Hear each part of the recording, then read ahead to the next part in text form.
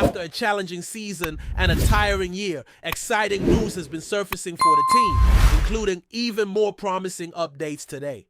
Let's break all of this down right now. I want to start by thanking all of you for your support.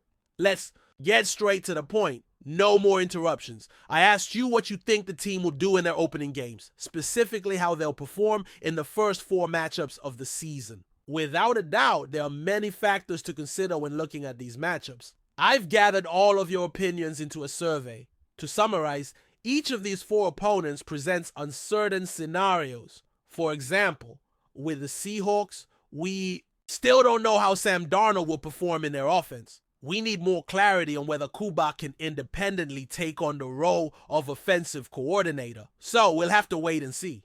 Moving on to the Saints, the big question is, who will be the quarterback? Will it be Jameis Winston? That's the indication from recent reports, but the team still doesn't have a reliable starting quarterback. So this situation remains up in the air. As for the Cardinals, they've shown potential in areas like the draft, but the big question is whether they can finally become a competitive team. And of course, we have the Jaguars. Is Trevor Lawrence truly a good quarterback? That is still an unknown. I asked you to predict the team's performance after the first 4 games, and most of you chimed in. 61% of you believe the record will be 4 wins and no losses. This means the team will win these 4 opening games with 2 games at home and 2 on the road.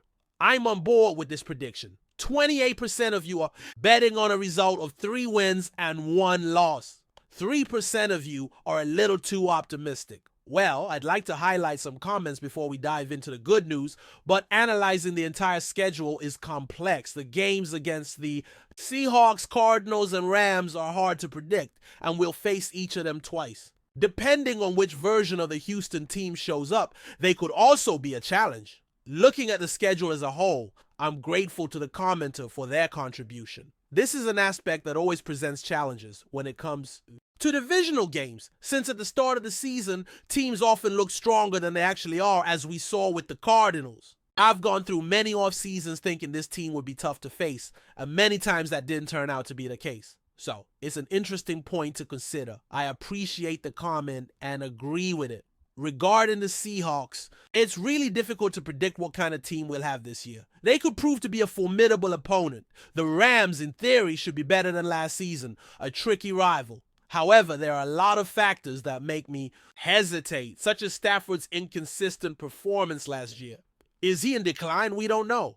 Another interesting comment came from a fan who predicted a 13-4 record, division champions of the NFC West, with a playoff appearance in the NFC Championship game and a Super Bowl push. I wouldn't call it an easy situation, but it's certainly a good opportunity for the team with the current schedule. Let's dive deeper into the topic as we move forward with the updates from the earlier part of the video, which brings even more good news. If you're already up to speed on everything involving the schedule, feel free to skip ahead to the next section of the video. I'll go deeper into this topic as we explore updates from yesterday's video, bringing even more exciting information. If you already know all the details about the schedule, feel free to move forward by double tapping the right side of the screen to jump to the next part of the video. However, there are many aspects that weren't addressed during yesterday's discussion of the schedules because they hadn't been released yet. So I'd like to give a quick update on this subject. What a transformation 1 year can bring. The 49ers now have 31 extra days, a full extra month of rest compared to the grueling 2024 schedule. Of course, last year the 49ers faced an unfavorable rest situation. This time, the situation looks a little more positive. Naturally, there are still 2 games to be determined at the end of the season, and we don't know exactly how that will unfold, but assuming all games occur on Sundays, the schedule aligns this way. The 49ers have the least demanding schedule based on last season's performance. They really have the lowest strength of schedule, which is good news. I was momentarily surprised, questioning if I'd interpreted this incorrectly. They have a positive edge when it comes to rest compared to their opponents, placing them in the 3rd best position in the National Football League. They'll only face 4 teams that participated in the previous year's playoffs. Their defense is young, but they're confident in making it to the playoffs in 2025. The 49ers' schedule is the easiest since the Atlanta Falcons' 2015 season. none of the last 7 games will be against teams that were in the 2024 playoffs. All of this is very encouraging. The 49ers have the lightest schedule in the league. They won't face teams coming off a bye week or a mini bye, which would include Thursday night break periods. They maintain a positive edge that would position them among the top teams from last season and continues to be a standout this year. In this regard, looking at the standings, the Detroit Lions are leading with the best rest differential. Both the 49ers and the Lions came off a season marked by severe injuries, no doubt. So taking this new rest situation into account, it seems like the league has noticed the need to make adjustments. Both teams are really standing out. Detroit, for instance, has been rising in recent times, earning national recognition, and it seems the league took steps to ease the load for these franchises, ensuring that they wouldn't face such difficult rest conditions. Reviewing the Lions' schedule, it's clear they have one of the toughest in the league. This is due, of course, to their division, the NFC North, but also because they face a pretty tough schedule and could really benefit from more days of rest. The 49ers aren't too far behind on this front. Looking at it, the Rams have a slightly more challenging schedule than the 49ers, but they'll also face tougher matchups. They'll go up against the Lions and the Eagles, plus another tough game that they'll have to face. So, the overall schedule for the 49ers still looks considerably better, even with the slight advantage of an extra day of rest. The 49ers are determined to return to the playoffs in 2025. Looking at projections, the lowest forecast suggests a 10-7 record. That's the minimum expectation. It's interesting to note that this seems like a pattern set since last season before a series of setbacks. The average is 13 wins and 4 losses, while the highest projection reaches 15 wins and 2 losses. So if the minimum is set at 10 wins and the maximum at 15, that seems quite reasonable. I'm comfortable considering a range of at least 9 wins and 8 losses, with a possible ceiling of 15 wins and 2 losses. Certainly 10 wins and 7 losses should be the minimum expected. For the 49ers fans, the mindset should be that they can't afford to lose more than 7 games. Given the analysis of this schedule and the preparation for the playoff run, it's crucial that the losses don't exceed the number 7. That would present a significant obstacle. So yes, I think the minimum is a reasonable expectation. It's realistic. As I mentioned, I had a slightly lower target in mind, but that's just a matter of personal comfort. Looking at the preparations for the playoff race, it's crucial that the team doesn't suffer more than 7 losses, as that would present a major hurdle. The expectations are clear. Personally, I keep my expectations a bit more modest, but that relates to my comfort and not necessarily what should be expected. I'm really excited about the upcoming season. Also, I'm currently organizing my data and projections for the next year. While there are still many details to be worked out, these projections will improve as the season progresses. At this point, I'm planning 4 games followed by 4 more, then another 4, and wrapping up with 5 games. I thought about how many I need to face. So it's really 4, 4, 4, and 5, while I take them one by one in the coming days. We'll revisit these predictions later in the week or perhaps at the weekend. If you haven't noticed, the team has finalized a contract with the player selected in the first round, guaranteeing him a fully guaranteed 4-year deal worth $25 million. It's no surprise that the deal was finalized. This type of negotiation is usually expected, but it's always satisfying to see them come to fruition. Another interesting point I want to address is a revealing article about why a player was considered a suitable addition to the team's blocking scheme. This piece is packed with valuable information, and it's exactly the type of positive news fans expect to hear at this stage of the season as we analyze various draft picks. In the end, it worked for the general manager to select an offensive lineman with the 149th pick. He looks like a great fit for the system. One of the main characteristics of the Iowa program is that they use a similar system with various zone runs. This allows an athlete like him to execute the functions we also perform, and he does so efficiently.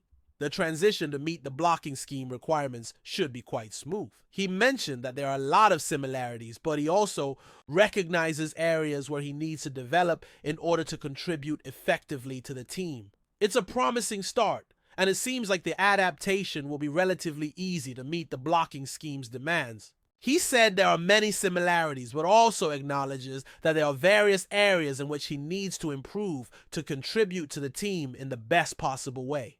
Although he maintains an optimistic view, the full picture is still not entirely defined. Next, it was suggested that the team might have gone with an offensive player had a certain player not been available with the 11th pick. The expectation was that another team would pick this player at the 9th spot.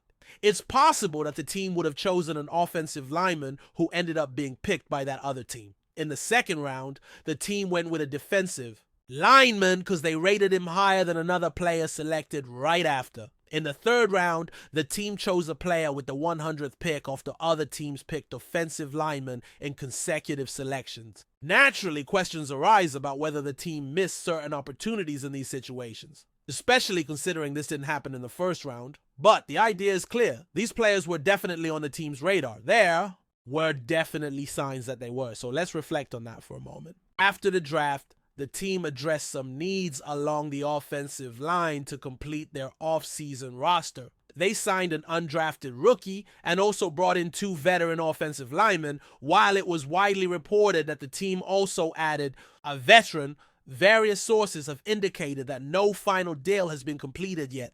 This is intriguing, as it was the player's agent who made the announcement. To wrap things up, there was something I was expecting to mention and forgot earlier, something another player said. Let me find it again. There are really a lot of areas where I need to improve to contribute to the team in any way I can. Did I miss it? Where is it? One moment, I was eagerly awaiting its arrival and failed to notice that it was actually scheduled earlier, which was exactly what had been mentioned. Let me go back and find that detail again. There are various areas where enhancements are crucial to provide value to the team in any way possible. Did I miss it? Where is it? Just a moment. It might be the first one, and I could have overlooked it again. I usually work a lot in external areas, so seeing a player implement our strategies suggests he is capable of performing well. You know what? I had saved a screenshot and must have overlooked it. Talking about his performance, yes, his stats at right tackle and his experience there. He has also played inside as a left guard. Thus, he has experience in both roles, which matches what the team seems to be searching for in offensive linemen. We experienced a similar situation last year with another player who showcased considerable versatility across different positions on the line. He played almost every position except one during his college football career. Therefore, he has extensive experience. He comes in as an athlete, and consider this. They brought on a player who not only has experience both inside and outside, but also possesses athleticism.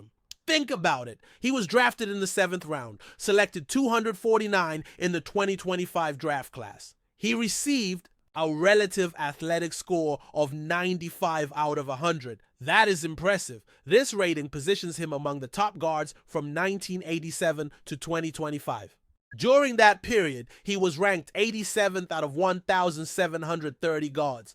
That's quite an extraordinary relative athletic score for a 7th round selection. It's remarkable. The organization secured a player who matches their preferred profile. They are looking for someone who fits well within the scheme, is adaptable and versatile, at least from a collegiate perspective. This aligns exactly with what scouts mentioned about another player a year ago, right? Almost exactly 1 year ago, perhaps precisely 1 year ago. So I'm genuinely excited about this prospect. Clearly, another player has also joined from Colorado State. There are a few undrafted talents and free agents who have also signed. We will see how things develop. Was it around August? Almost exactly a year ago, maybe precisely 1 year ago. I'm truly excited about this player. There is clearly another player who came in from Colorado State. Several undrafted players arrived, or a few free agents as well. We'll see how everything unfolds. It's just a 90-man roster, so many will have to be released. But I'm enthusiastic about what the team has achieved so far. Yes, it would have been preferable in some ways to draft an offensive lineman early when there was plenty of talent, but not at the expense of other considerations when it came to those choices. The hope is that these players will become significantly impactful for the team down the line. I appreciate the strategy and planning involved. Share your opinions on the recent selections. If there's a belief that an opportunity was missed by not targeting offensive linemen earlier in the draft, that approach could have been taken. The team opted not to, and we are now 12 days away from organized team activities, moving into phase 2. It's coming up quickly, but before we dive in, don't forget to subscribe to 49ers Zone and hit the like button on this video. Your support helps us keep bringing you the latest updates on the San Francisco 49ers. And don't forget to share your thoughts on the news in the comments below. Justin Jefferson's arrival in San Francisco has sparked a wave of excitement among 49ers fans, marking one of the most anticipated moves of the offseason. The star wide receiver, known for his electrifying plays and exceptional talent, was greeted with celebrations and high hopes as he officially signed with the San Francisco 49ers. This acquisition not only strengthens the team's offensive lineup, but also signals the franchise's intent to compete at the highest level in the upcoming NFL season. Jefferson, who has rapidly risen to prominence since entering the league, brings a dynamic presence to the 49ers offense. His ability to make spectacular catches, run precise routes, and consistently gain yards after the catch has made him one of the premier receivers in the NFL.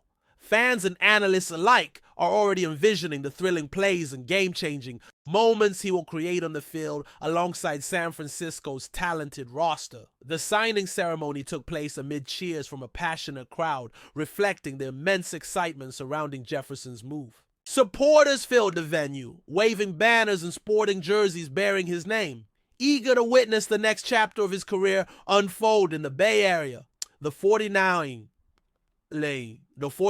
front office and coaching staff have expressed their confidence that Jefferson will be a vital component in their pursuit of a Super Bowl title. In addition to his on-field abilities, Jefferson's work ethic and leadership qualities have earned him respect throughout the league. His presence is expected to inspire younger players and elevate the overall competitiveness of the team.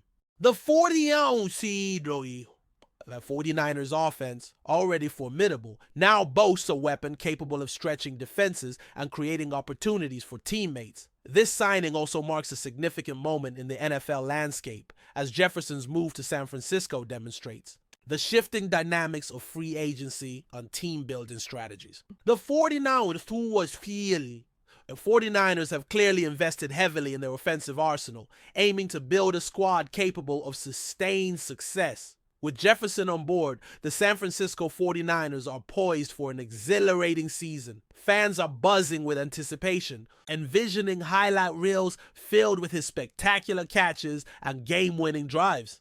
As the team prepares for training camp and the regular season, all eyes will be on Justin Jefferson, the new face of the 49ers' offensive renaissance. The excitement surrounding his arrival isn't just about one player, but what he represents. A fresh wave of hope, talent, and ambition for a franchise eager to reclaim its place among the NFL elite. As the 49ers embark on this new chapter, Justin Jefferson's signing promises to be a defining moment in the team's quest for glory. That's it for this update. If you enjoyed the video and want to keep receiving exclusive news about the San Francisco 49ers, make sure to subscribe to 49ers Zone and give this video a like. We always look forward to hearing your comments and opinions. See you in the next video.